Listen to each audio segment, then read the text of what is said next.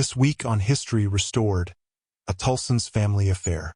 We catch up with Chris completing artwork on a 1890s double-door Mosler safe and lock antique relic. Weighing in at 2,900 pounds, this restoration was one for the books.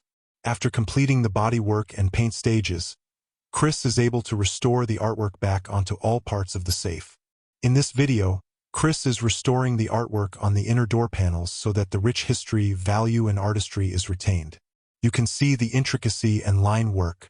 Many hours are spent in this stage of the project. Tullson's customers are able to add additional elements, but many retain the original artistry. A steady hand, patience, and an understanding of the story being told is the most important element when in this stage. After artwork is completed, the safe reaches the final stages in restoration. We have included pictures of the final fully restored safe. Appraisal values on this restored safe is high. This will be an heirloom kept for another 150 years. Thank you for watching History Restored, a Tullson's family affair. Tune in next week to see what we are working on.